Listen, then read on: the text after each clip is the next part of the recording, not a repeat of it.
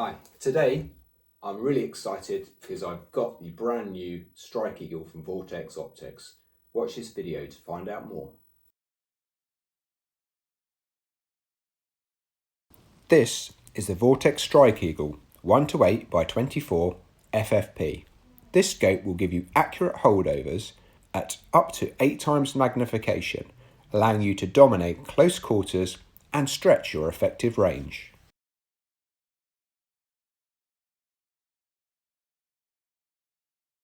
The new Strike Eagle 1-8x24 is a first focal plane, low power, variable optic rifle scope. The reticle has accurate holdovers marked out from close to mid-range.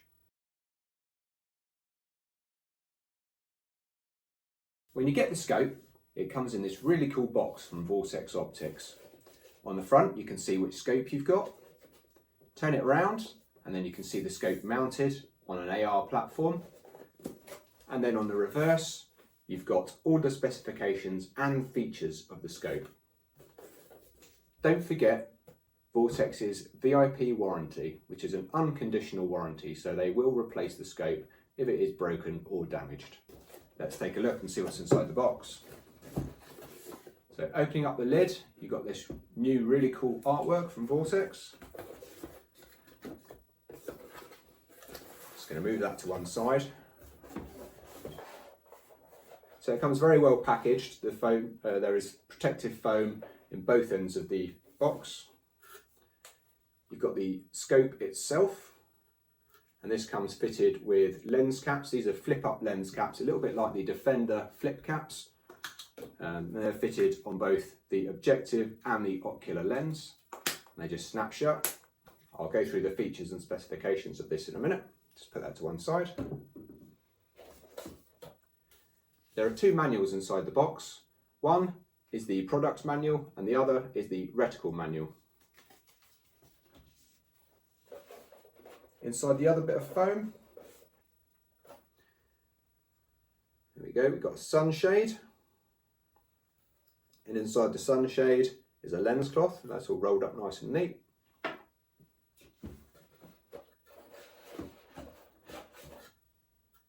A 2mm Allen key tool for adjusting the scope. A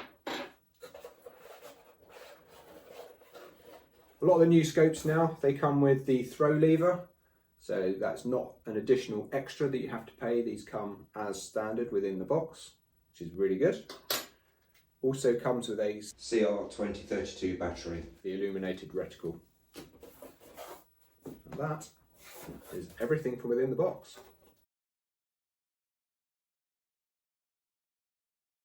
We have the ocular lens and a fast focus wheel. Just behind the fast focus wheel, we have a magnification adjustment ring, and that goes all the way from 1 to 8 times magnification. We have the elevation turret, which is hidden under this cap. The windage turret, which again is hidden under a cap. And then on the other side, we have the illumination dial. And then you have the ocular lens.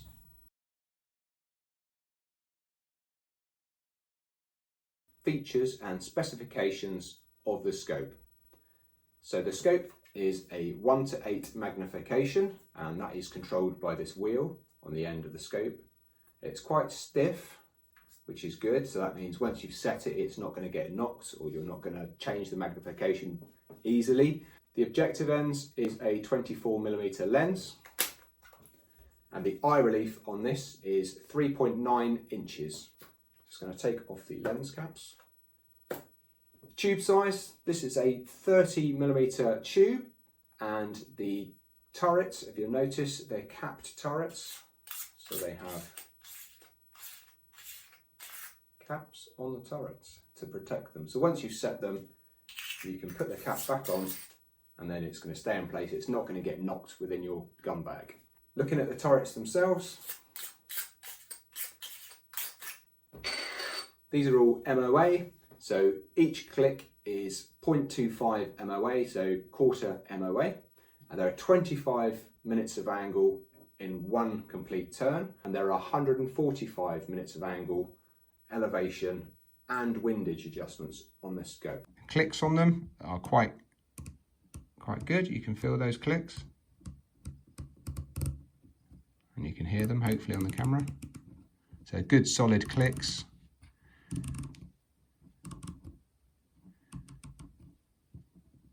What you will notice is the numbers on this are very small. Also, each of the clicks is very small on the turret. Same for the wind turret, or the windage turret. It's quarter MOA clicks, and as you can see, the numbering and the lettering is very small on here.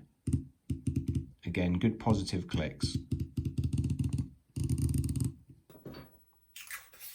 The parallax on this scope is set to 125 yards, and that's a fixed parallax. The scope is 10.4 inches long and it weighs 23.9 ounces. It does have an illuminated reticle and it has 11 positions, including 2 night vision specific options on there. The battery will last for 47 hours on power setting 5. It doesn't have the same sort of features as you might find on the Razor, where it has an on-off between each setting. Dial all the way back through, back to 0. The EBR8 MOA first focal plane reticle is etched onto the glass. This is what it looks like at 1x magnification. And when dialed into 8x magnification, this is what the reticle looks like. As you can see, it's got hash marks up the top for ranging, and then just down from the center dot, you got hash marks all the way out to 600 yards. This has primarily got the holdovers for 223 firing a 60 grain bullet at 3050 feet per second. These holdovers apply when you have a 200 yard zero, and then each of the hash marks represent the figure in hundreds of meters out to 600 meters. And with 308 168 grains bullets, you are looking at 285 for the 200 mark, 385 for the 300 mark, 485 for the 400 mark, and then 600 for the 600 mark. For best results though, the best thing you can do is get to the range, zero the rifle to the distance that you want to zero it, and then note the range that you're getting center impacts at each of the holdovers on your rifle scope. In the back of the manual, they've got bullet drop tables, so you can actually add your information for your bullets in there so that you've got that. You could then have perhaps like a little dope card or mark it on the scope or something like that. Also in the reticle, which you will see up there, you have holdovers for 5 miles an hour and 10 mile an hour wind. Another quite cool feature of the reticle is it has ranging marks. So this is an example of how you'd use the ranging marks, and it's based on a target that's 18 inches wide, so shoulder width wide, and 40 inches long, so body length. The way you range it is you place the bottom of that scale at the base of the target, and then at the top of the head of the target, that the line at which that intersects, that will give you the range of your target. Also, you'll note that the line lengths correlate to the width of the target as well. So if you haven't got the height, you can go from the width of the target and use the corresponding line. This picture here, this shows all of the subtensions of the reticle, which is the EBR8 reticle. As you can see, there's quite a lot of data on there. So again, just remember what you need to know as a shooter. That would be my advice. Don't get too kind of carried away with all the width of all of the lines, unless you really, really need to. Personally, it's not something I do, but there may be people out there who do that. So good luck to you. All the details are up there. The good thing about the first focal plane reticle is it doesn't matter what magnification you are on, those subtensions will remain accurate for the entire range of that magnification. So all the way from 1x all the way to 8x magnification.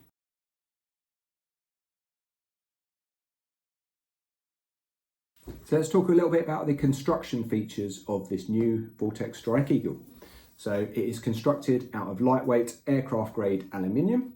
It is shockproof. It's shockproof. It's not bomb-proof. It's shockproof. Waterproof, dustproof. It's nitrogen purged, so it shouldn't fog up.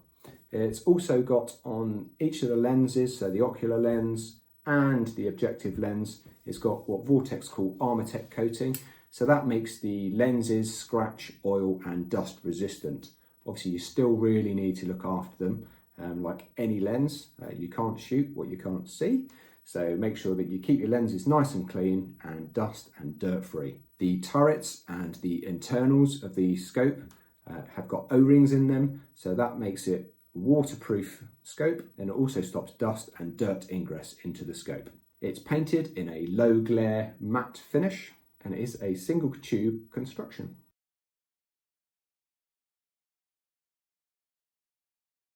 Cleaning and maintenance of your Strike Eagle scope. Because the Strike Eagle scope is a sealed unit, there isn't actually that much maintenance that you need to do. What I would suggest, and what the manual suggests, is you need to keep the scope clean and dry and free from dust and debris. So you can use a soft cloth and you can wipe down, or a brush, and you can wipe down all the outside of the surfaces. If you're not using the turrets, keep the caps on there and that will stop all the dust, dirt, debris getting in.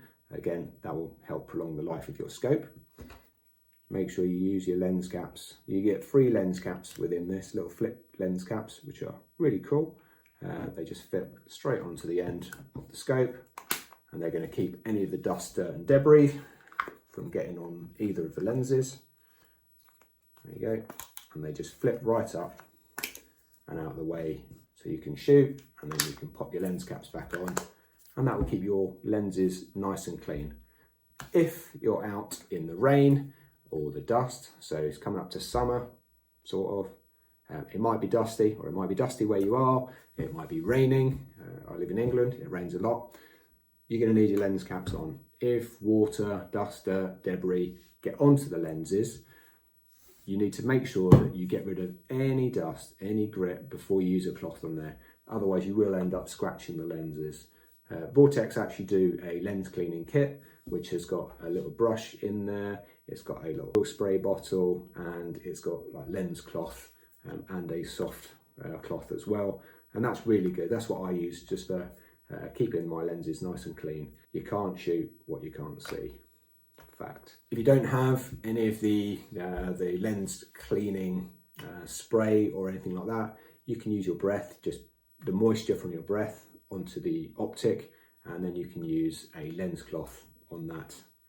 The free one that comes with the kit, you can use that just to sort of make sure the lens is nice and clean, and that should help get rid of any sort of watermarks or stubborn marks on there. But like I say, just make sure that you brush off any dust or dirt or grit, because otherwise it will scratch the lenses. So thank you very much for watching my video on the new 1-8x24 Strike Eagle. It's a great option if you've got a 223 rifle. It's got all of the drops marked out in yards from 200 to 600 yards. It has the wind holds for 5 and 10 mile-an-hour winds, so that's all really helpful. You can also use it with your 22 LR, so it'd be great for kind of like the mini rifle competitions over here in the UK. You can have a low power variable optic like this, and perhaps side mount a little Vortex Venom red dot. That'd be a really cool combo. You have that off at a 45 degree, and then you can have this wound up to sort of 8 times or 6 times, and your little red dot on the side, so you can cant it over, and then you've got this for those longer shots already set up. If you don't have that, again, not a problem. Comes with a little throw lever, so you can have it set to 1 times, and then you can just wind it straight up for those longer targets. So it's actually quite a good and versatile scope. My only criticism would be the size of the reticle. Obviously you've got the subtensions and everything in there all set out so that you've got the drops out to 600 yards. However, with my eyes, the reticle is so tiny that until you get to about 4 or 5 times magnification, I can't actually make out the numbers on the reticle. Now that might be different when I'm sort of outside using it on the range. However, I'm kind of struggling to read it. It's probably my eyesight actually, not the scope. But anyway, 8 times, I can read it fine. Great, but obviously that will reduce your field of view, so you're going to have a smaller field of view. At 1 times, you've got a larger field of view, but you're going to have a much smaller reticle inside there. The illumination will help because that will give you a red dot surrounded by a little red sort of halo above it, and you'll be able to identify your targets a little bit easier. I quite liked the capped turrets on there. That's a good idea. Once you've got it set up and you've got your drops and it's zeroed, you don't really need to touch those turrets. Having them capped off and tucked away is a nice little feature. Again, could have gone for perhaps locking turrets, but again, that might have been more expensive. So understand why you've gone for the capped versions. I like the illuminated reticle, and I really like the fact that it actually comes with the Defender style flip caps. I don't think they're Defender ones, but they're very, very similar, and they fold almost flat. So that's a really cool feature. Sunshade, nice touch, extends the tube, stops the glare. And if you're shooting outside sunny days, it's a great little option to have. Thank you so much for watching. I really hope you enjoyed this video and that you found it interesting. If you did, please hit the like button. It really does encourage me to make more videos, and leave me a comment. I'd really like to hear from you. If you didn't, thank you very much for watching, and I hope that you enjoy some of my other videos. All right, thank you very much.